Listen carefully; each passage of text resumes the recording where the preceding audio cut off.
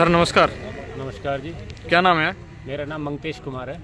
क्या मामला है, किस मामले को लेकर आज सुभाष पार्क में अंदर जो मीटिंग हुई है, काफ़ी लोग आए हुए हैं, क्या मामला है? ये मामला ये है जी, 28 अक्टूबर 2023 को मैं ECHS में गया था जी। तो लगभग 3:30 बजे थे और 3:30 बजे मैं जैसे ही एंट्री किया तो वहाँ पे कोई पेशेंट नहीं था, सिर्फ वहाँ के स्टाफ थे। तो एक स्टाफ को मैंने बोला सर मैं ECHS में आई साइट के लिए दिखाने के लिए आया हूँ। तो उन्होंने बोला कि ये कोई टाइम आने का? तो मैं बोला सर मैं तो टाइम पे आया हूँ, 8 से 4 का टाइमिंग है ECHS का। तो उन्होंने बोला सोमवार को आना, भाग जाए यहाँ से। तो मैं बोला सर टाइमिंग पे आया हूँ मैं, और आप इस तरह से कैसे बात कर रहे हो? तो बोला टाइमिंग देख नोटिस बोर्ड पे जब मैं गया तो नोटिस बोर्ड पे कोई टाइमिंग नहीं लिखी हुई थी और तरह तरह के लेटर्स वहाँ पे नोटिस बोर्ड पे लगे हुए थे। तो मैं बोला उनको कि सर एक बार नोटिस बोर्ड पे आप बता दो कहाँ टाइमिंग लिखा हुआ है। तो बस इतने में एक चेतन यादव मेडिकल ऑफिसर जो है वो अंदर से सुन रहा था ये सब बातें। तो वो उसने तुरंत ज़ोर से बोला कि ओ इधर आप मेरे पास। फिर मैं गया वहाँ पे तो मैं बोला सर बताइए क्या बात है? तो बोला कि क्यों शोर मचा रहा तू? तो वो बोले, मैं बोला कि सर मैं शोर नहीं मचा रहा हूँ, मैं तो टाइमिंग के बारे में बात कर रहा हूँ। तो बोला जब तेरे को बोल दिया सोमवार को आना तो भाग जाए यहाँ से। तो मैं बोला सर तमीज़ से बात करिए, आप कैसे बात कर रहे हो? आप मेरे से उम्र में छोटे हो और इस तरह से बात कर रहे हो। तो उन्होंने भाग के अपनी कुर्सी को पीछे धक्का मारा और फिर केबिन का दरवाज़ा बंद कर दिया। दरवाज़ा बंद करते ही मेरा गला पकड़ के और मेरे एक लात मारी और बोले कि तेरे अगर इधर मार दिया ना तो मूत देगा। ये उसके लफ्ज़ थे? ये उसके लफ्ज़ थे। तो क्या कार्रवाई की आपने? फिर मैं डर गया और मैंने शोर मचाया। तो इतने में फिर वहाँ के जो स्टाफ था उन्होंने गेट खुलवा के और मेरा हाथ पकड़ के ज़बरदस्ती धक्का मार के मेरे को बाहर निकाला। जब वो बाहर निकाल रहे थे तब भी मैं उनको ये बोल रहा था कि मैं भी एक्स सर्विसमैन हूँ और आप भी एक्स सर्विसमैन हो, आप किस तरह से व्यवहार कर रहे हो? तो बोला तू जो भी करना है कर लेना और तू बाहर निकल पहले। अभी मैं बाहर निकल गया और बाहर निकलने के बाद वो फिर आया वापस। उसकी गाड़ी के पीछे एक बाइक लगी हुई थी, जो बाइक मेरी नहीं थी, मैं अपनी स्कूटी पे गया था जो पार्किंग में खड़ी थी। तो वो आके फिर बोला एक गाली से कि इस साले की बाइक तोड़ो, ये इसकी बाइक है ना। तो उनमें से एक स्टाफ हंसते हुए बोला नहीं साहब इसकी बाइक नहीं है, ये इसकी तो स्कूटी है। तो बोला नहीं कोई बात नहीं, अगर इसकी बाइक है तो तोड़ दो बाइक इसको। और फिर इतना कहते ही वो हंसते हुए सारा स्टाफ चला गया। जब मैं उनका नाम पूछने लगा कि आपका नाम क्या है तो उसने बड़े ही एरोगेंस में अपने कॉलर पे हाथ लगा के बोला कि मेरा नाम चेतन यादव है और जो तेरे से उखाड़ना हो ना वो उखाड़ लेना। ऐसे ही उसके बाद जब मैंने पुलिस कंप्लेंट दी, मैं इतना हताश हो गया था कि रात को मेरे को नींद नहीं आई और मैं इतना शौक में चला गया कि मैं करूँ तो क्या करूँ।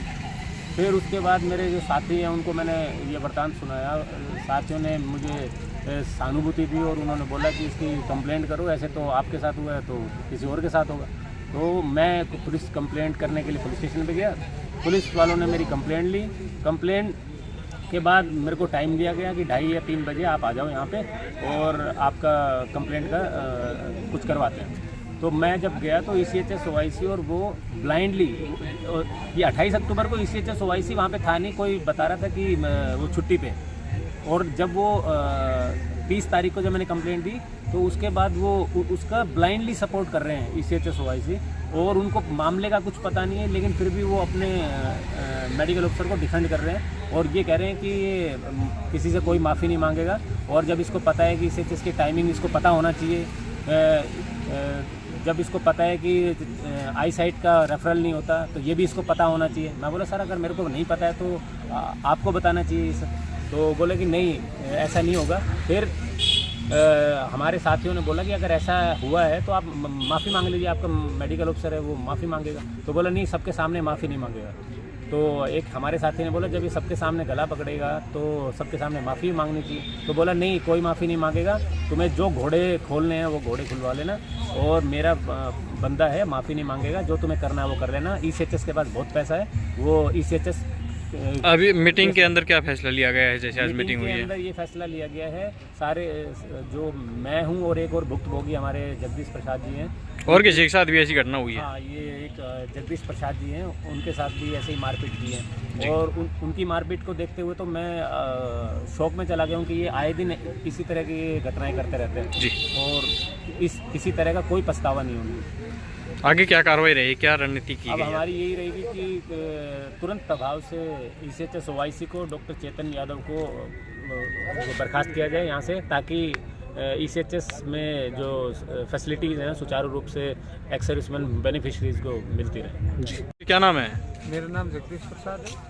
जो आज मीटिंग हुई है, किस बारे को लेकर मीटिंग हुई है, क्या हुआ था आपके साथ? ये ECHS के बारे में हुआ सर, बदतमीजी कराया मेरे से जी ECHS कमांडर कर्नल सुरेश कलानिया ने। जी मैं शुक्रवार के दिन ECHS में गया था जी और मेरा टोकन नंबर 5 था, डॉक्टर का कमरा नंबर 7 था। मेरे अपनी दवाई ट्रीटमेंट के बाद तकलीफ़ के बारे में बताया। डॉक्टर ने बोला कि भाई रेफ़र करेंगे, लेकिन दवाई आपको यहाँ से ही लेना पड़ेगा। फिर मैं मुख्तर 300 रुपये में टेम्पो लेकर आया हूँ, फिर जाऊँगा, कोई साधन नहीं है। बोला कमांडर से बात करो। मैं कमांडर के पास में गया, कमांडर को बताया इस बारे में, मोबाइल से बात है, मेरे को जाने में तकलीफ़ है, समझ हूँ बहुत देर हो जाएगी, वहाँ दवाई वहाँ दिखाऊंगा, फिर आपके पास दवाई लेने आऊँगा, फिर जाऊँगा, मुझे एम्बुलेंस दी जाए। उनने मेरे से बदतमीजी करी, एम्बुलेंस मांग गया तो गाड़ी गलौज किया, मेरे थप्पड़ मारा, मेरी नड़ों को लात मारी, जो कि मेरी नड़ें अभी सूझी हुई है। तो आपने इसको लेकर अभी तक कोई कार्रवाई नहीं की? मैंने अपनी MLR कटवाई उसी दिन। जी, अभी MLR उनको मिली है अपनी के बारे में। आज मीटिंग हुई है, मीटिंग के अंदर क्या निष्कर्ष किया गया है, आगे क्या रहेगा? मीटिंग के अंदर कल इसी विषय में जयपुर से कर्नल साहब आ रहे हैं, तो वो हम कल 11 बजे वहाँ इस क्षेत्र में जाएंगे, तो क्या निर्णय लेते हैं। इस आज की मीटिंग में सर्वसम्मति से फैसला हुआ है कि all India service ex serviceman association के प्रधान धर्मपाल जी आए हुए हैं, उनके अध्यक्षता में हुई है। उनने सर्वसम्मति से फैसला लिया। कल उनके बारे में धर्मपाल साहब। आपको क्या दिक्कत थी, क्या परेशानी थी, किस चीज़ की आप दवा लेने के लिए वहाँ पर गए थे? मैं कराट की दवा लेने गया। उस समय आपके साथ बदतमीजी की गई? ठीक है, ओके। सर, जो आज ये मीटिंग हुई है नारनौल सुभाष पार्क में, क्या कुछ मामला है, किस विषय को लेकर मीटिंग हुई है? देखिए, ये एक बड़ा पूर्व सैनिकों में बड़ा रोष है। पूरे ज़िले के सैनिक महेंद्रगढ़ के, नारनौल के और नांगल चौधरी, अटेली, जो पूरा ज़िला है, ज़िले में पूर्व सैनिकों को बड़ा भारी रोष है। ECS में जो है 2 सैनिकों के साथ में जो है वो बदतमीजी हुई है और उसके लिए सभी सैनिकों में बड़ा भारी रोष है और सभी ने सर्वसम्मति से एक प्रस्ताव पास करके मुझे दिया है और उसके खिलाफ वो ECS के खिलाफ कार्रवाई करने के लिए, जो कि हम दिल्ली मंडे ट्यूसडे को जाकर DG साहब से उनकी शिकायत करके और उनको यहाँ से तबादला करवा रहे हैं हम बहुत जल्दी से जी, जिससे कि ऐसा दोबारा से जो है किसी पूर्व सैनिक के साथ में ना हो। ECS इसलिए बनाया गया है भारत सरकार ने, डिफेंस मंत्रालय में, कि पूर्व सैनिकों का बड़े आराम से उनके घर के नज़दीक जो है इलाज हो जाए। पहले क्या होता था कि कोई भी अगर पूर्व सैनिक या उनके माता पिता बीमार होते थे, या तो दिल्ली जाते थे या जयपुर जाते थे या जोधपुर जाते थे, हमारे घरों के पास कुछ नहीं था। हमारी organisation all India service welfare society का मैं राष्ट्रीय अध्यक्ष हूँ। हमने भारत सरकार में इसके लिए बहुत सारी बात जो है वो ये अर्ज़ करी, तो सरकार ने हमारी बात मान करके ये ECS की जो है ये स्कीम चालू करी और ये स्कीम जो है हमारे हर एक पूर्व सैनिकों के जो है वो पैसे कटते हैं इलाज के लिए और उसमें सरकार भी कुछ जो है भागीदारी बनती है, देती है वो भी अपनी तरफ से। इसलिए इसकी जो है जगह जगह पे जो है शाखाएं बनाई गई हैं, जगह जगह पोलियो क्लिनिक बनाई गई हैं और उनके जो है अपने हॉस्पिटल भी जो पैनल के हैं, जो प्राइवेट अच्छे हॉस्पिटल हैं, वो भी ECS के पैनल पे लिए गए हैं, जो कि पूर्व सैनिकों के घरों के पास हैं, जिससे अगर उनको रात को भी कहीं तकलीफ हो जाए तो उसको कहीं जाने की ज़रूरत नहीं है, पोलियो क्लिनिक में जाने की ज़रूरत नहीं, रेफ़र कराने की ज़रूरत नहीं है। वो तुरंत जा करके अपना उस हॉस्पिटल में जाके अपना इलाज करा सकते हैं। और अगर कोई भी पूर्व सैनिक 75 साल से एक्स्ट्रा है, ज़्यादा हो चुका है, उसको रेफ़र करवाने की भी ज़रूरत नहीं। वो किसी भी हॉस्पिटल में OPD में जाना चाहे, ECS में जाना चाहे या पैनल के हॉस्पिटल में जाना चाहे, वो किसी टाइम भी चला जाए बगैर रेफ़र करे वो अपना ट्रीटमेंट करा सकता है, अपना इलाज करा सकता है, अपना ऑपरेशन करा सकता है। और आज भी जो है अगर आई स्पेशलिस्ट, आई का अगर कोई काम है, आँखें कहीं दिखानी है, तो उसके लिए भी रेफ़र कराने की ज़रूरत नहीं है। वो वहीं से कर सकता है। और अभी इसमें भी PCS के लिए अभी कार्रवाई चल रही है। अगर यहाँ पे जगह नारनौल में मिल गई तो उसको फिर वापस आने के लिए वो कार्रवाई हो रही है। अभी उसके लिए जगह देखी जा रही है और हमने भी सभी पूर्व सैनिकों को ये बताया है कि अगर नारनौल में आपको ऐसी जगह अगर कहीं दिखाई दे तो उसके लिए बताइए, आप उनको उसको वहाँ पे जो है ना ट्रांसफ़र करा देंगे। और यहाँ पे भारत सरकार, हरियाणा सरकार ने ICS को 800 गज का जो है हुड्डा में प्लाट दिया हुआ है। उसके लिए भी जो है हरियाणा सरकार ने PWD डिपार्टमेंट ने डिफेंस को लिखा हुआ, उसके भी ग्रांट सैंक्शन करके मंगवाया जा रहा है। जैसे पैसे आ जाएंगे ICS की यहाँ पे बनना शुरू हो जाएगा।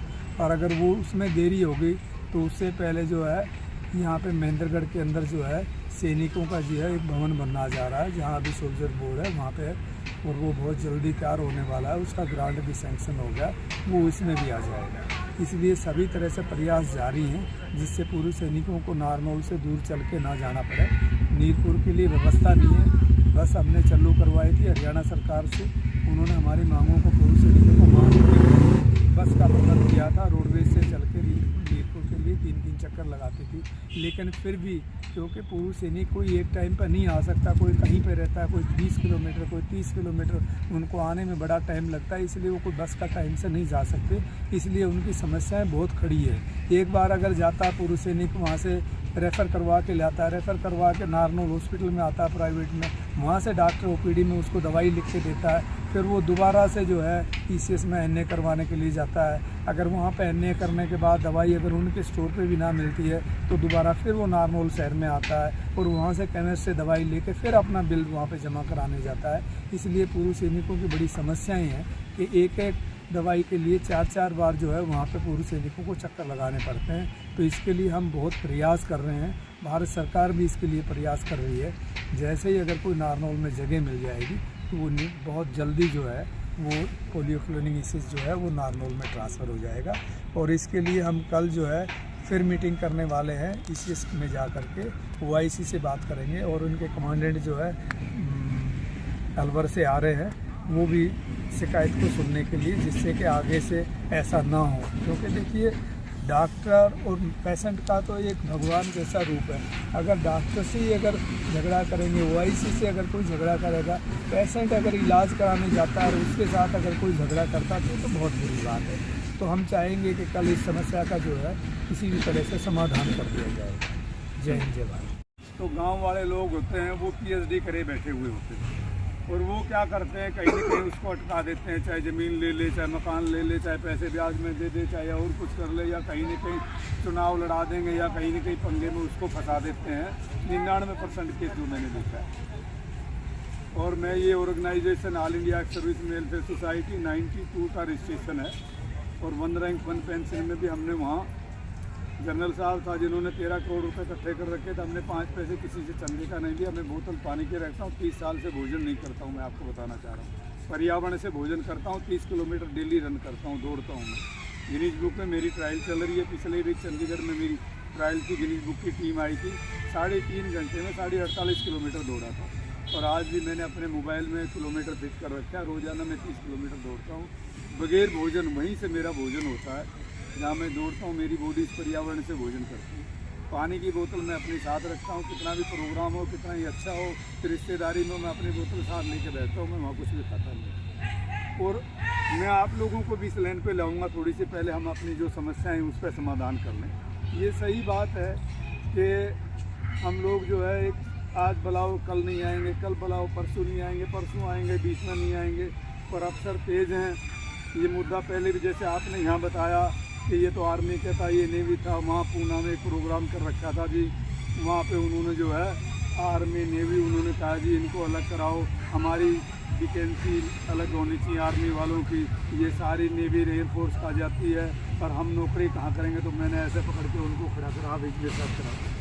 मैंने कहा भाई एक बात सुनो, ये हमारी बाजू हैं दोनों, एयरफोर्स है ये, नेवी में आर्मी हूँ, कौन से को काटोगे आप? लोगों ने तालियां बजा दी। मैंने कहा चौधरी साहब आपकी बात का जवाब आ गया, ये परिवार है हमारा, जोर से बजाओ ताली बजा दी। ये हमारा परिवार है और एक्स सर्विसमैन एक परिवार है, एक घर की तरह से। वो हर जगह नहीं मिल सकता है, किसी दफ्तर में होगा करप्शन नहीं होगा, किसी से गांव में सरपंच बन जाएगा, 1 रुपये कहीं खाएगा नहीं, सारे गांव में लगाएगा। करप्शन के लाइन में तो फौजी एक्स सर्विसमैन रहेगा ही नहीं, ये मैं आपको दावे से कहता हूँ। अभी मैं आपको बता रहा था, एक प्रस्ताव पास करो अभी, आज ये मीटिंग आयोजित करी, इसकी अध्यक्षता में आयोजित करी गई, उसमें ये सर्वसम्मति से प्रस्ताव पास करा। ये दोनों घटनाएं लिखो, ये दोनों घटनाएं हुई हैं और उन दोनों घटनाओं को सर्वसम्मति से ये प्रस्ताव पास कर दिया गया है। किसको हटाना बोलो?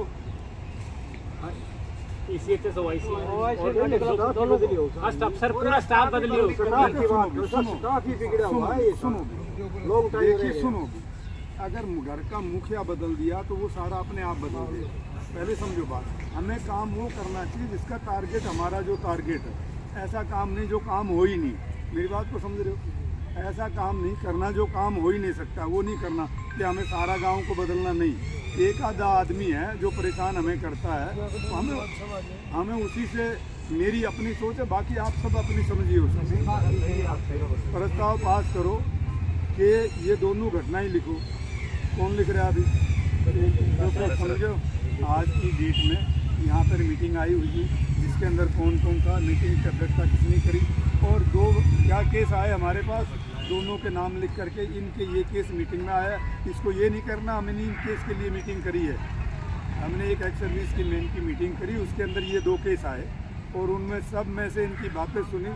और जब ये सामने और भी लोग गवाह थे, उनके भी नाम लिखो, उनके सामने ये बातें हुई और ये मीटिंग में ये सामने एकदम से प्रूफ हो गया कि OIC की इसके अंदर ज़बरदस्ती गलती है और उस गलती को सुधारने के लिए इस OIC को यहाँ से बदला जाए और फिर सबके नाम, डिजिनेशन और सबके मोबाइल नंबर लिख के सबके साइन करा। ये काम चालू रखो, मैं अपना काम चालू रखूँ। तो देखिए, ECS की बात जो है वो आपको मैं बताना चाह रहा हूँ। ECS में बहुत ज़्यादा कमियां हैं। ये पैसा आपका है, ये पैसा आपका है। ECS एक नैप 3 बार मैंने दिलवाए डिफेंस मिनिस्टर से। ये कह रहे हैं, क्या कह रहे हैं अफसर, ये चाहते हैं कि आप लोग जाओ अस्पताल में और वहाँ पे अपने पैसे जमा कराओ, फिर आप अप्लाई करो। वो 2 साल में 6 साल में मिलें या ना मिलें, ये भी कभी आएंगे तो दे देंगे। हमने डिफेंस मिनिस्टर को बताया, मैंने कहा जी देखिए बात सुनो, आज बैठे हुई है, ये पहले से हमने स्कीम शुरू करवाई है, बहुत पुरानी स्कीम है, बड़ी फाइट करी है हमने। पहले CGS की मिट्टी उसके लेकर के आए, फिर उनकी पेमेंट होगी तो हमने इसको रखा है। आप बदनामी के भांडे पर चढ़ जाओ कि राजनाथ ने डिफेंस मिनिस्टर का स्कीम ख़त्म कर दी। आप इसको अपने पे यहाँ पे चला के जाइए, आगे हम देखते रहेंगे। उसने 3 बार ग्रांट दिया। ऑफिसर चाहते हैं कि आप लोगों का इलाज हो तो आप अपने आप पैसे दो जा करके उसके लिए। मैंने कहा जी एक आदमी रिटायर है, 30 साल होगी, 20 साल होगी, 5 पैसे नहीं डाल के गया, 2 लाख रुपए जमा कराओ, 2 लाख उसके पास है नहीं, उसको मिल जाएगा। इसलिए ये पैसा आपका है। जितना ग्रांट आपको दवाई मिलती है ये आपके पैसे कटते हैं, मेरी बात समझिए। ये किसी और का नहीं है, ये मेरा कार्ड है। मैंने आज तक 1 रुपये का कोई काम, मैंने 1 रुपये कभी नहीं लिया उस हॉस्पिटल से। ये कभी कहीं 5 पैसे मैंने लिए हूँ तो मैं पैसे दे रहा हूँ फोकट में। मैंने तो बोला उनको भाई मेरे पैसे आप दे दो, यही कार्ड होता है ना। अब ये देखो, जब मैं फोकट का पैसा दे रहा हूँ और दवाई नहीं ले रहा, मैंने खुद कोई काम कराता हूँ, क्यों पता क्या है? पहली तो ये दवाई सारी नकली है, मैं आपको बताना चाह रहा हूँ। क्योंकि जब सप्लाई इस तरह से होती है ना, तो वो क्या करते हैं, टेंडर से लेते हैं। बाज़ार में गोली की कीमत है 5 रुपये, ये लेते हैं 25 पैसे की। अब 25 पैसे वाली गोली क्या काम करेगी बता दो मुझको आप, मेरी बात समझ रहे हो ना? हाँ जी। तो ये जो दवाई है आप लोगों की अपने पैसे की है और ये डॉक्टर हैं आपके नौकरी लिख लो। ये मेरी फोटो लग रही है ना? हाँ जी। मैंने 5 पैसे नहीं लिए, अगर कंप्यूटर में हम खोलेंगे इसको तो ये आप लोगों की अपनी दवाई है। जो डॉक्टर है वो आपके इस पैसे से सैलरी डॉक्टर को दी जा रही है, कर्नल साहब को भी सैलरी उसी आपके पैसे से दी जा रही है, वो किराया है वो भी उसी से दिया जा रहा है, एम्बुलेंस है वो भी आपकी, कुर्सी भी आपकी, टेबल भी आपका, और वो गांव में क्या कहते हैं, सिर भी तुम्हारा और मुखड़ भी, ऐसे बोलते हैं ना। तो ये सब चीज़ आप लोगों की है। इस व्यवस्था को चलाने के लिए आपने सोचा, मैं तो आपका शुक्रगुजार हूँ, धन्यवाद करता हूँ कि इस एरिए में इतने लोग इकट्ठे हो गए, ये बहुत बड़ी बात है। यहाँ कोई आदमी कहीं आता नहीं इकट्ठा होकर के। और जो आपने कहा वहाँ जाने के लिए, यहाँ आने के लिए, आज भी टेंडर का टाइम है। अगर आपके पास कहीं ECS नारनौल में जगह है, लेकिन मैं आपसे वो बात करूँगा जो सही बात है। आज भी टेंडर ओपन है। अगर कहीं ऐसी जगह है जहाँ ECS बन जाए तो वो वहाँ जगह पे ECS आ जाएगी। वहाँ का सिस्टम ख़त्म करो। वो किसका, वो हमने DG से बात करी है, मंत्री से बात करी, DG से बात करी, टेंडर निकलेगा, अप्लाई होगा। 2 महीने से खाली पड़ा है, किसी ने भरा नहीं, जिसने भरा वो खोद नहीं कर रहा है। एक ECS के सामने बिल्डिंग नई बनी है, अगर किसी ने देखी हो तो, जो पुरानी ECS थी उसके सामने एक नई बिल्डिंग बनी है, उसको मैंने तैयार करा था, वो डॉक्टर है, पर वो बाद में मुकर गया। वो आधी देना चाह रहा, आधी में वो काम नहीं चल सकता है। इसलिए मैं इस काम के लिए आप लोगों को बताना चाह रहा हूँ कि इसके लिए कोई एफर्ट करने की सारा सिस्टम हमने तैयार करा रखा है। वो टेंडर मांग रखे हैं कि कोई आदमी CSS की जगह है और रेट जो है कोई कर्नल तय नहीं कर सकता, ना कोई मालिक तय कर सकता है। PWD का अधिकारी जो है मार्केट रेट से तय करते हैं किराए। मैं आपको बताना चाह रहा हूँ, बहुत सारे लोग हैं जी कर्नल अपने घर से देता है। मैं आपका दूर करूँगा, जो बात है वही बताऊँगा आपको, नकली बात नहीं करता मैं, ओनली 1 नंबर की बात करूँगा। जैसे वो किराया जो है PWD का ऑफिसर जो होता है, एग्जीक्यूटिव इंजीनियर होता है या सुपरिटेंडेंट इंजीनियर होता है, वो तय करेंगे। हम किराया नहीं तय कर सकते। लेकिन ECS डिपार्टमेंट वो तय करेगा, वो जगह तय करेगा। उनको 4000 स्क्वायर फुट जगह चाहिए, उसमें अलग अलग कमरे भी होने चाहिए, हर एक का देखने का अलग अलग होना चाहिए, दूसरी चीज़ की जगह देखनी होनी चाहिए। वो सारी चीज़ व्यवस्था है। अगर किसी भाई के पास ऐसी जगह हो या कहीं से जानता हो, सरकार ने पैसे देना, हमने कुछ नहीं है, उस रेट को भी मैं बढ़ा सकता हूँ सरकार से कि अगर मान लो कोई आदमी ये 45 में कितने में दे रहे बता रहे आप, 46 में, हम यहाँ पे 60,000 भी दिलवा दूंगा मैं सरकार से। अगर 60,000 में भी कोई इतनी जगह अगर कहीं आपके पास हो तो ये आप लोग उसका प्रबंध करा देंगे। उसके बाद ये सारा सिस्टम आपको डील करना, और ये सारी कमज़ोरी हमारी है कि हम वहाँ जाके हमारा अधिकार नहीं मांगते। मेरी बात को आप समझ रहे नहीं समझ रहे? 60 जो आदमी 75 साल से, मैं इसको 60 में लेकर के आ रहा हूँ, इन्होंने सीनियर सिटीजन को 75 साल मांगा। किसी ने पढ़ा होगा, मैंने प्रेस कॉन्फ्रेंस करी थी, उसमें भी निकाला था। मैंने कहा हिंदुस्तान में सारे देश में भारत सरकार की एजेंसियों में, स्टेट गवर्नमेंट में 60 साल का सीनियर सिटीजन होता है और आर्मी वाले उसको 75 साल में सीनियर सिटीजन बना रहे हैं। समय तो मेरी बात सुन, 75 साल का अगर कोई आदमी हो, कोई बुढ़िया हो, कोई माता जी, उसको वहाँ जाने की जरूरत नहीं है, इसी ना रेफ़र कराने की ज़रूरत है। वो जहाँ भी जाए अपनी दवाई ले, पैनल के हॉस्पिटल में जाए, अपनी दवाई ले, अपनी दवाई ले। पता होगा इस बातों का, सबको पता है ना, लेकिन फिर भी मैं रिवाइज़ कराना चाह रहा हूँ आपको। इसलिए जो है दूसरा ये है कि एक दूसरा मेरी एक प्लान थी यहाँ पे कि महीने में एक दिन जो है हम हर फौजी के घर एक मीटिंग करें, चाहे वो एयरफोर्स का हो, मेरी ऑर्गेनाइजेशन में एयरफोर्स भी है, नेवी भी है, आर्मी भी है। मैं ये आपको बताना चाह रहा हूँ। कभी कुछ कहते हैं जी ये फौजियों की है, सेना वालों की है, ये हमारी नहीं, हम सबके साथ हैं और हम सबके साथ हैं। और हमें भीड़ की भी ज़रूरत नहीं है, हमें सोच की ज़रूरत है।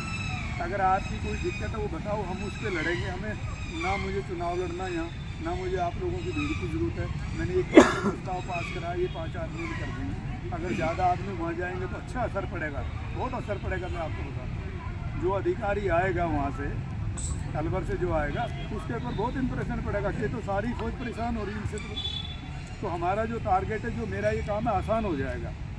जो हमें दिल्ली से जा करके जो रिपोर्ट मंगवानी है DG से, वो मंगवाएगा यहाँ से। एक रिपोर्ट यहाँ से ऑटोमेटिक कल चलाई जाएगी। अगर आप सारे लोग वहाँ आकर के और अपनी बात को जो वो कहे, तो अपनी बात को बताने की हमारी ये समस्या, जैसे अभी यहाँ बोल रहे थे सारे, बहुत अच्छा बोल रहे थे आप लोग। तो ये सारी बातें जो है आपने वहाँ पे बतानी है। और एक बार अगर आप एक कर दोगे, ये मिसाल पूरे हरियाणा में नहीं, पूरे देश में जाएगी। मैं आपको बताता हूँ, सारे देश में जाएगी। पहली बात तो ये स्थिति यहीं पे और कहीं नहीं, मैं सब जगह जाता हूँ। ECS भी हम चेक करते हैं, कैंटीन को भी हम चेक करें। अब ये बता रहा था ईश्वर साहब, एक और ऐसा झूठा फंड चल रहा है, मेरे पास टाइम नहीं है, वो तो बंद कर गया। वो दुकान अगर किसी ने देखनी है तो बंद करके चला गया।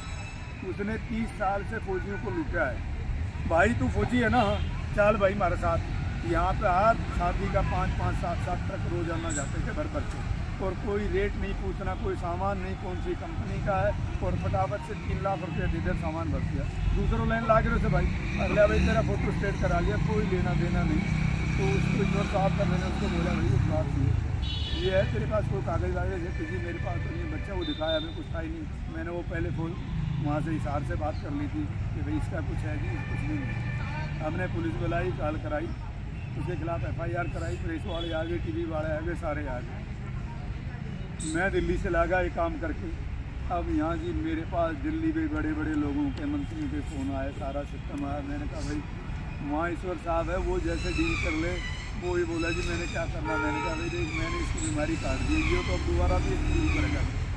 ये जेल से 420 का केस है, 7 साल की सज़ा है इसकी, और ये सारा कुछ इसका जमा हो जाएगा। जो झूठा बोर्ड लगा के उसने लिख रखा था CSD कैंटीन के रेट पर, CSD price authorise dealer, CSD authorise dealer, CSD price. अब ये बात कोई करेगा तो कौन मानेगा। उसके बाद जब FIR हुई, पेपर में आया, TV में आया, मेरे ख्याल हज़ारों फ़ोन मेरे पास आया, चौधरी साहब हमें तो लुटवा दिया, अब ये तुमने बंद करा रहे हो। अभी पहली नहीं में हमने पहले देखी नहीं। एक और है उसके साथ में अभी बनी हुई है, वो भी फोर्जरी का काम है। वो कोई ऑथराइज डीलर नहीं है, कोई कैंटीन के रेट पे नहीं देता है, वो भी इसी तरह से करता है। CSD कैंटीन भी हम चेक करते हैं, ऑथराइज है। आप लोग एक कमेटी बनाओ, मैं आपको ऑथराइजेशन देता हूँ, आप जाके चेक करिए उस कैंटीन में क्या आपको चाहिए, लोकल है क्या। CSD कैंटीन भी आपकी अपनी है। ये 5 रुपये की चीज़ लाते हैं, उसके ऊपर GST हमें छूट भारत सरकार दे रही है, उसमें कोई फौज का चक्कर नहीं, मैं आपको बताना चाह रहा हूँ। ये 5 रुपये की चीज़ को 5.5 में बेचते हैं, वो 8 आना आपसे लेते हैं, और वो 8 आना ले करके जो है उसी 8 आना के पैसे से ये लेबर रख रहे हैं, ये मैनेजर रख रहे हैं, ये गाड़ी रख रहे हैं, ये दफ्तर का ये जो कैंटीन ले रखी है किराए में ले रखी है। मैं आपको बताना चाह रहा हूँ, कभी आप ये समझ लो 35 से 40 हज़ार रुपये किराया जा रहा है इसका। ये कैंटीन आपकी अपनी है, जितने ये काम करने वाले हैं आपके नौकर हैं, ये मैं आपको बता रहा हूँ। तो इसलिए जो है, और मैं एक केस सुप्रीम कोर्ट में डाल रखा है इसके लिए, भारत सरकार ने तो सुना नहीं। ये कहीं भी अगर कोई ऑर्गेनाइजेशन है, आपकी ये ऑर्गेनाइजेशन है, मान लो इसमें आप पैसे, हमारी में तो हम चंदा करते नहीं, ये भी बताना चाह रहा था मैं।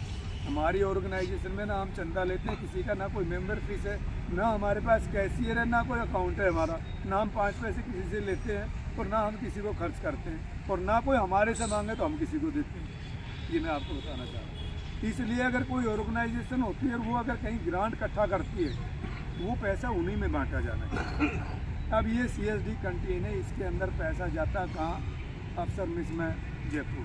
अब बताइए अफसर मिस वालों का क्या लग रहा है जयपुर वालों को? ये हमारा ग्रांट है, हमारा पैसा है, हमारी चीज़ है। हम यहाँ लेन में खड़े खड़े दुखे, अरे 4 काउंटर क्यों लगाओ, 6 लगाओ। मैंने उसको बोला, मैनेजर को बोला 7 लगाओ। तो उस दिन मैं चेक करने गया, वो किसी को वो घी दे दिया था उन्होंने, पंडित जी को जो है एक्सपायर तेल हमने कहा भाई वो तो इन्होंने थोड़ा सा हल्का कर दिया मैटर, नहीं तो उस दिन में इसकी खटखड़ी कर देते। अरे भाई इसका मतलब जो एक्सपायर चीज़ होगी आप उसको स्टॉक से निकालो, कंप्यूटर से निकल गया तो बिल कैसे बनाएगा।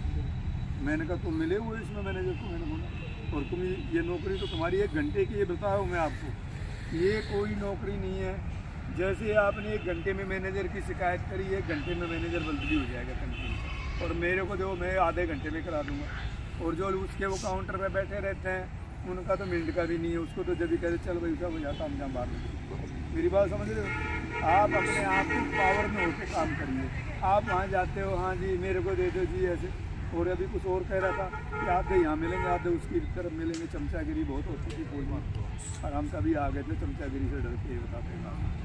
और आज आप लोग पावर में हो, आप लोग ताकत में, आपके बच्चे किसी का कैप्टन बन रहा है, किसी का मेजर बना हुआ, किसी का कर्नल बना हुआ, हमारी छाती चौड़ी हो जाती है कि हमारी सैनिकों ने अपने बच्चों को पुलिस कराया। इसलिए अपना अधिकार मांगो, ठोको बजा के।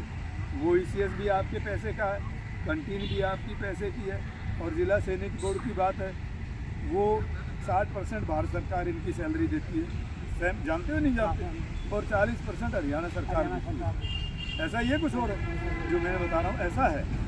आप लोगों को बताना चाह रहा हूँ मैं, इनकी नौकरी पक्की है, ये कच्ची नौकरी नहीं, लेकिन इनका एक्शन तुरंत इनके पास भी होता है। सहमत है मेरी बात से?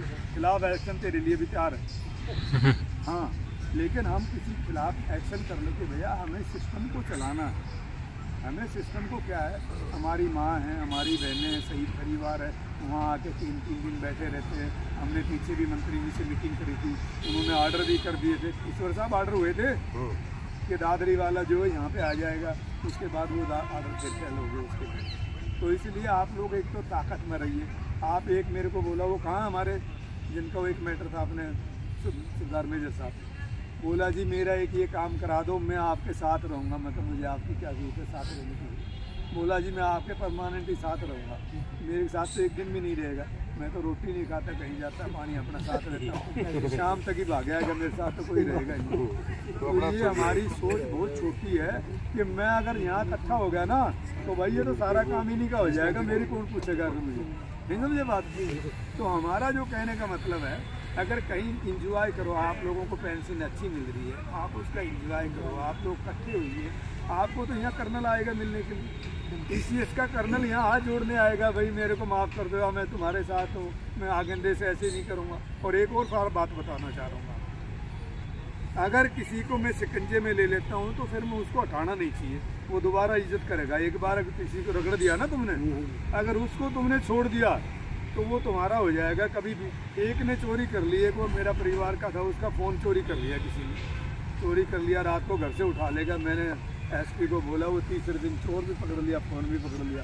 तो वो बोला जी यार इनको क्या करना चाहिए, सज़ा। हमने कहा सज़ा मत दो यार। तो वैसे इसने बोला इसको सारे को बंद करो, वो लेकर थाने में आ गया। मैंने बोला यार इसको चौधरी साहब इसने तुम्हारा परिवार का फ़ोन उठा लिया, तुमने इसके आज के लिए तुम छोड़ो, ये सारा अंदर कर दिया, तुमने कहना इन्होंने बंद करा दिया। ये 10 को कहेगा यार इनका फ़ोन उठाया ना, बैठ के बंद करा दिया, तो और दूसरा कोई नहीं उठाएगा, और ये तो उठाएगा ही नहीं। तो अगर एक बार ये शिकंजे में फंस जाए, जो आप कह रहे थे ना, आप कहोगे जो काम दूसरा करना लाएगा हो सकता है उसको वो भड़का के जाए, भाई इनको तुम अब सबकी शिकायत थोड़ी करेंगे हम, रोजाना जो आएगा उसी की शिकायत करेंगे।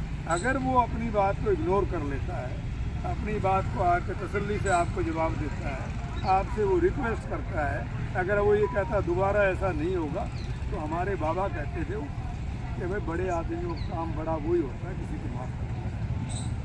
सज़ा अगर देनी हो, अभी एक लखनऊ था मेरा प्रोग्राम पिछले वीक, तो वहाँ जिसका केस था वो आया हुआ था, तो उसका केस जज का वो मियाँ बीबी का झगड़ा था। तो उसने कहने लगा, उस लड़के को बोला भाई देख तेरे लिए बात ये है, ये सारी पेंशन जो है इस लड़के के नाम करूँगा। अब वो वहाँ गिड़गिड़ाने लग गया हाईकोर्ट में, साहब मैं तो मर जाऊँगा, थोड़े पैसे मेरी माँ बाप को भी देता हूँ। तो बोला अपनी बहू से बात कर ले, अगर वो कह देगी तो मैं छोड़ सकता हूँ। जाओ भाई तुम इस कमरे में 2 घंटे मिल लो। उन्हें तो 11 बजे लेके भाड़ा, जब 2 बजे ख़त्म करा, जब बुलाए उनको कोर्ट में, बताओ भाई। अब उसने उसके साथ क्या करा वो समझते हो गया आप। वो बोली साहब अब ये मेरे को कह रहा है जी मैं सही रखूँगा, मेरे को तसल्ली होगी, इसको छोड़ दो। बोला देख लो बेटे ये कल जाके फिर करेगा तुम्हारे साथ। बोला नहीं जी मेरे को तसल्ली होगी। अब उनका घर बच गया। अगर वो छोड़ के चले जाती है, वो अच्छा जज था, समझदार था। तो अगर कोई ऐसा काम हो जाए आपको सबको, मेरे को नहीं, मैंने तो बता दिया इसको, मैं ये फाइनल है मेरे लिए। तो ये बना लिया आपने, ये बनाओ। मेरे लिए तो ये फाइनल है कि आज मीटिंग हुई, इसमें प्रस्ताव पास हुआ, ये फाइनल है कि OIC को बदलना है, ये फाइनल है। लेकिन अगर मान लीजिए एक आदमी आकर के रात को ये कहता है कि ये जो समस्याएं हैं दोबारा ये नहीं होंगी, और पिछली के लिए मैं गलती मानता हूँ, तो मैं जहाँ तक समझता हूँ कि गलती से बड़ी कोई सजा नहीं। उसके बाद हम एक कमेटी बनाना चाह रहे हैं 5 आदमी, जो इस ज़िले के अंदर ये काम करती रहे, कंटीन को देखती रहे, विजिट करती रहे, TCS में विजिट करें कि वहाँ जाके पूछे। मैं कभी आता तो पूछता हूँ भैया आपको दवाई सही मिली है, या नहीं कहीं भी मैं सारे देश में घूमता रहता हूँ, कि आपको दवाई सही मिली है, क्या आप कोई रेफर ठीक करते हैं। मैंने तो एक ही हॉस्पिटल, ये भी आपके अंडर में जो पैनल के हॉस्पिटल हैं उनकी भी गाइडलाइन है हमारे पास, मैं वो भी दूंगा आपको। वो हॉस्पिटल में जाके आप चेक कर सकते हो कि कहीं ऐसा जो आदमी हमारा है उसका, वो ईश्वर साहब की मैडम थी, मैं उससे मिलने के लिए चला गया। मिलने के लिए चला गया तो वो चद्दर वद्दर, मैंने कही मैडम ये चद्दर वद्दर कैसे करी, ये तो ऐसे ही है। तो मैंने उसको बुलाया, मैंने कहा कौन अभी डॉक्टर साहब यहाँ इसका मालिक? वो मालिक कहीं आप इन्हीं की ससुराल का ही था ना, हाँ इन्हीं की ससुराल का ही था। तो वो आया, इसको देख करके जीजा को देख कर भूल ही रहा था वो। बोला जी क्या बात है?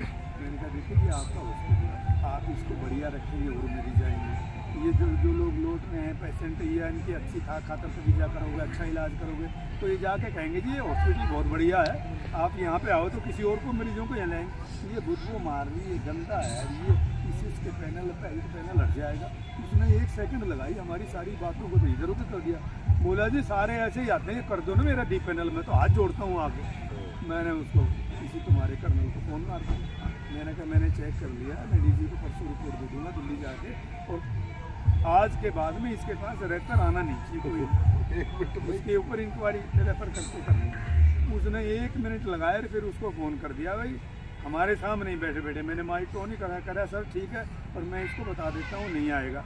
उसके बाद उसके पसीना आ गया, मेरे पैरों में लौट गया, इसके में भी लौट गया, जीजा के पैरों में भी लौट गया। ये जीजा क्या समझ रहा था साहब मैं तो मर जाऊँगा।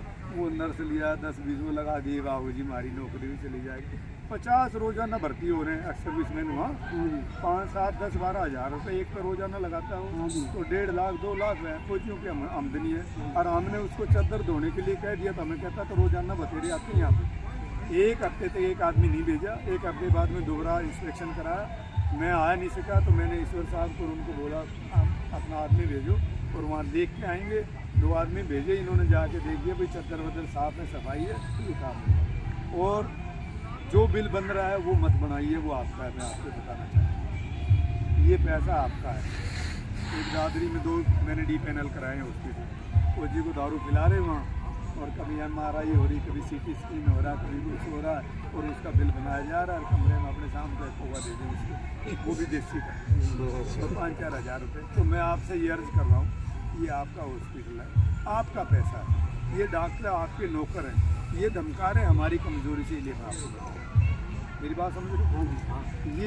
ये आप कानून कायदा जानते नहीं और जानते हो तो मानते नहीं हो, ये भी मैं बता रहा हूँ मानते नहीं हो। और कोई आदमी कह दे यहाँ एक बहुत बड़ी बात देखिए मैंने, चपड़ासी है वो उसके साथ बड़ा IAS है, उस IAS को नहीं समझता। वो चपड़ासी कहता जी मेरे से इसके मुकाबले में ही नहीं कोई। जब तक हम एक दूसरे को मान सम्मान नहीं देंगे हमें कौन देगा? हमें एक दूसरे फौजी को मान सम्मान देना चाहिए, एक दूसरे के दुख सुख में हमें आना चाहिए, एक दूसरे के साथ हमें रहना चाहिए। और जितनी आप दवाई लाते हो ये जहर है, ये लिख लो भी आपको मैं बता रहा हूँ। मुझे कोई बीमारी नहीं है, 78 ईयर्स का अभी 14 नवंबर की डेट ऑफ बर्थ है, उससे पहले की है। हम जब स्कूल में हमारे स्कूल गाँव में खुला तो हम सब 15-16 साल के थे, तो मेरे ख्याल 6 का 5 का लिखा होगा, इससे ज़्यादा तो लिख ही नहीं सकता। तो ये समझ लीजिए मैंने आज तक अपनी ज़िंदगी में एक गोली नहीं दी, मैं आपको ये बताना चाह रहा हूँ। ये जो गोली ले रहे हो ये पॉइजन है, ये बहुत बड़ी एजेंसी है। अगर भारत सरकार इसके क्यों करे तो सरकार को 1 मिनट में उड़ा देंगे। 5 पैसे की गोली जो है वो 50 रुपये में बिकती है, मैं आपको बताना चाहता हूँ। और वो 50 रुपये बांटे जाते हैं। उस 50 रुपये में से जो है 10 रुपये डॉक्टर का हिस्सा है, 10 रुपये सरकार का है, 10 रुपये चेकिंग वालों का है, 10 रुपये दवाई वाले का। इस तरह से पैसे बचते हैं और ये जहर है। एक दवाई अगर हम ले लेंगे ना, मेरी गारंटी है 6 महीने अगर आपने गोली किसी चीज़ की ले ली तो उसके बाद दूसरी बीमारी हो जाएगी, 2 दवाइयों के लेकर तीसरी बीमारी हो जाएगी, ये 4थी बीमारी हो जाएगी। मैं आपको बताना चाह रहा हूँ कि ये दवाई पॉइजन है, जहर है। उसी के साथ में जो है आयुर्वेदिक का हॉस्पिटल खुला है, मैं आपको बताना चाह रहा हूँ, सरकारी है। नारनौल में भी होम्योपैथिक का डॉक्टर स्पेशलिस्ट बैठता है, आयुर्वेदिक का भी बैठता है। उनके अंदर कोई साइड इफेक्ट नहीं है, बीमारी का जड़ से इलाज है। ये जो एलोपैथिक की हम दवाई लेते हैं ये क्या करती है, दाबा लगाती है, जैसे गाँव में नहीं करती भाई मेरे सांस उठे से दवाई दिवा दे जब मेरे थोड़ा सा दाबू लाग जाए। ये दाबा लागने की चीज़ है, इसको कभी भी इस्तेमाल मत करो, ये जहर है। और उस काम के लिए जाओ जो एक्सरे कराने लिए जाओ, CT स्कैन कराने के लिए जाओ, और टेस्ट कराने, लेबोरेटरी के टेस्ट कराओ, खून के टेस्ट कराओ, सब लोग आप कोलेस्ट्रॉल के टेस्ट कराओ ज़्यादा से ज़्यादा। हार्ट अटैक की सबसे बड़ी बीमारी है कोलेस्ट्रॉल। दूसरा क्या है, कभी देखा होगा लोग कहते हैं ना कि सुबह सुबह हार्ट अटैक आता, सुना कभी ऐसा? किसी को स्टैंड डला हुआ यहाँ पे? अगर प्राइवेट कहीं खड़े होते तो सारे हाथ उठाते, 2-4 को छोड़ के सारे कहते जी हमारे स्टैंड डला हुआ है। हम रात को खाना खाते हैं और रात को हमारी सारी मशीन काम करना बंद, इसमें ना तो थ्रेसर लगा हुआ ना चक्की लगी है, इसके बीच में नसें जो है ना, हमारी जो नसें छोटी आँख जो है वो खाने को हजम करती है, तो वो बड़ी तंग हो जाती है, चाँ चाँ कूँ करती रहती है और फिर गैस बन जाती है सुबह 2 बजे 3 बजे 4 बजे। और जैसे डॉक्टर के पास गए वो जाते स्टेंट ठोक देता है, कहता जी आपको जो है ना किसी का भी आप जो है टेस्ट करेंगे किसी का भी, उसका सभी की नसें जो है ना बंद मिलेंगी। हमारे सब जितने बैठे हैं सबके 50% से ज़्यादा बंद मिलेंगी। और वो कहेगा जी देख लो घराड़ों देख लो जी इसका तो 60% बंद है, और अगर 10 मिनट में भी नहीं करा तो ये गया आपका आदमी। कि कोई भी कहेगा साहब डॉक्टर साहब डाल दो, लो भाई PCS वाला है तो पर्चा जमा करा देगा आपका, इमरजेंसी में नहीं तो कहेगा 2 लाख रुपये देगा। तो इसलिए मैं कहूँगा रात को खाना बंद कर दो आप लोग। रात को हम खाना किस लिए खाते हैं, कोई आदमी बता सकता है? खाना हम क्यों खाते हैं, कोई आदमी बता सकता है? जीने के लिए बहुत अच्छी बात है। देखिए साइंस की बात, मैं जो बात कर रहा हूँ साइंस की करता हूँ या प्रैक्टिकल करता हूँ, मैं आपके साथ पता ही नहीं। मैं कॉलेजों में, मेडिकल कॉलेजों में डॉक्टरों को सेमिनार करता हूँ, उनको बताता हूँ कि इलाज कैसे करना है। मेडिकल कॉलेजों में यहाँ सबसे यूनिवर्सिटी महेंद्रगढ़ की है, इसमें भी मैंने प्रोग्राम करा, पता नहीं किसी आपके पास पता है ना, वहाँ मैंने बताया कि आपको पढ़ाना कैसे चाहिए, आपको रहना कैसे चाहिए, ज़िंदगी कैसे व्यतीत करनी चाहिए। तो मैंने लाखों लोगों का रात का भोजन बंद करा दिया। जब हमें 90% पावर जो ऑक्सीजन से मिलती है, अगर बॉडी में पावर एनर्जी जो चाहिए हमें 90% जो है ऑक्सीजन से मिलती है, उसके बाद 1-2% पानी से, मिनरल से, रोटी में 5-6% मिलती है। तो हमें रोटी कितनी खानी चाहिए? रोटी हमारा पेट्रोल नहीं है, जैसे हम पेट्रोल गाड़ी में नहीं डाला तो पेट्रोल बंद हो जाएगा, ऐसा नहीं है।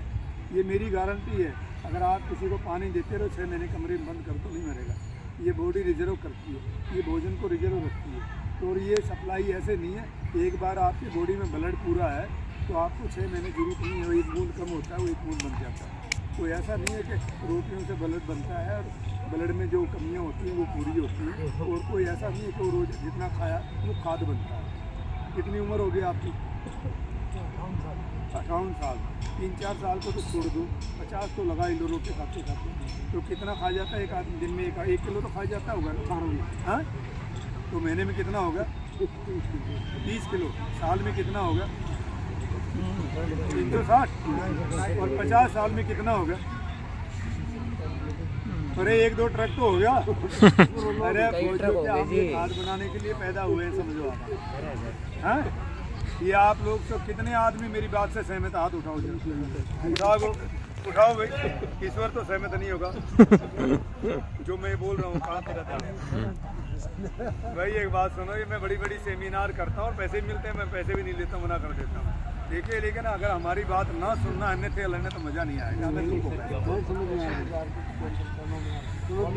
इसका मतलब हम ट्रकों का खाद बनाने के लिए आ रहे हैं, गेहूँ का पैदा हुए हैं, इसीलिए पैदा हुए हैं कि खाद बनाने के लिए। इसलिए हम आपसे अर्ज करेंगे कि रात का खाना तो आप लोग बंद कर दीजिए, हमें पावर की जरूरत ही नहीं, रात को तो सोना ही है ना, और वो मशीन भी आराम से आराम करेगी। कितने आदमी रात को खाना छोड़ने के लिए चाह रहे हैं? हाथ उठा दो जरा। 1 2 3 4 दिन में 5 दिन मैं गारंटी दे रहा हूँ आपको। 4 घंटे सोता हूँ मैं। आपको नींद क्यों आती है ज़्यादा? जब इसके अंदर क्या है बताओ मेरे को, क्या है इसमें? इसमें कचरा है, खाद है, टट्टी है इसमें। अगर कहीं टट्टी के अंदर सो जाएगा आदमी का तो वैसे भी होता रहेगा। ये हमारे बीच में कचरा, शाम को बगैर खा के फ्रेश होकर के वैसे नहा धो के सो, खाली रहेगा। 4 घंटे में मैं सोता हूँ, 4 से 3 बजे मेरी आँख खुल जाती है, कुछ जाना के जगाने के। इसलिए जो है, बाकी तो आदमी किससे पड़ा रहता पता, इस कचरे के नशे से, बुदबू से। और फिर जब उठेगा उठने को नहीं, अरे खड़ा हो जाना, ऐसे करता है। और जब अगर रात को भोजन बंद कर दो, सुबह चित्ता की तरह से छलांग मारोगे, जैसे चित्ता छलांग मारो। मेरी बात को समझ रहे हो आप? चित्ता की तरह से कूदोगे। और मुझे बड़ा अच्छा लगा। और किसी का कोई पॉइंट हो, मेरे से बात करना चाह रहा हो, मैं बोल के पूछता हूँ। नेता लोग बोल के भाग जाते हैं,